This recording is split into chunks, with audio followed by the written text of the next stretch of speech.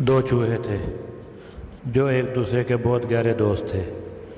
ایک چوہا شہر کی ایک حویلی میں بل بنا کر رہتا تھا اور دوسرا پہاڑوں کے درمیان ایک گاؤں میں رہتا تھا۔ گاؤں اور شہر میں فاصلہ بہت تھا، اس لیے وہ کبھی کبھار ہی ایک دوسرے سے ملتے تھے۔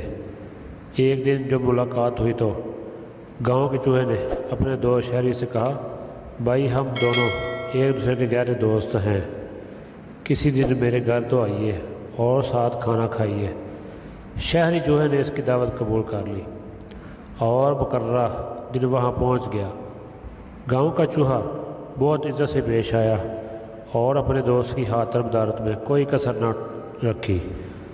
کھانے میں مٹر، گوشت کے ٹکڑے، آٹا اور پنیر اور میٹھے میں پکے ہوئے سیب کے تازہ ٹکڑے اس کے سامنے رکھے۔ شہری چوہا کھاتا رہا اور وہ خود اس کے پاس بیٹھا میٹھی میٹھی باتیں کرتا رہا، اس اندیشے سے کہ کہیں مہمان کو کھانا کم نہ پڑ جائے۔ وہ خود گوہے کوئی بالی منہ میں لے کر آہستہ آہستہ چباتا رہتا۔ جب شہری کھانا کھا چکا تو اس نے کہا، ارے یار جانی، اگر اجازت ہو تو میں کچھ کہوں؟ گاؤں کے چوہے نے کہا، کہو بھائی، ایسی کیا بات ہے؟ شہری چوہے نے کہا، تم ایسے خراب اور گندے بل میں کیوں رہتے ہو؟ اس جگہ میں نہ صفائی ہے نہ رونق، چاروں طرف پہاڑ، ندی اور نالے ہیں، دور دور تک کوئی نظر نہیں آتا۔ تم کیوں نہ شہر ہی چل کر رہو؟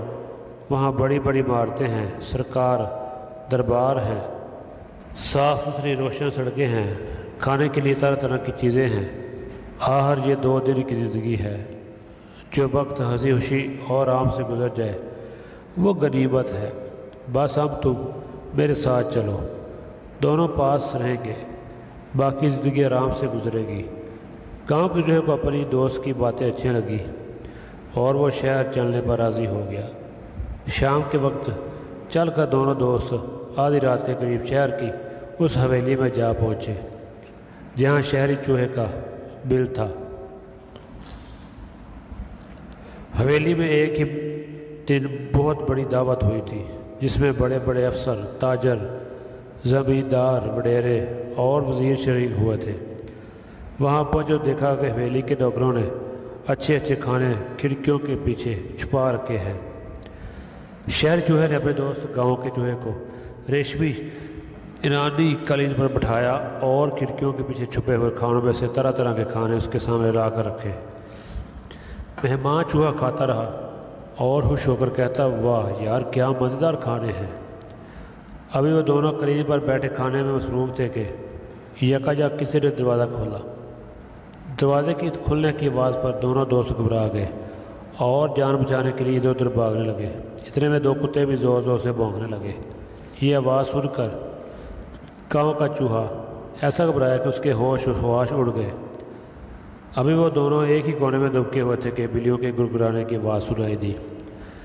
گاؤں کے چوہے نے گھبرا کر اپنے دوست شہری سے چوہے کہا، ارے بھائی، اگر شہر میں ایسا مزہ اور زندگی ہے تو یہ تم کو مبارک ہو۔ میں تو باز آیا ایسی خوشی سے، مجھے تو اپنے گاؤں، اپنا گدا بل اور بٹر کے دانے ہی خوب ہیں۔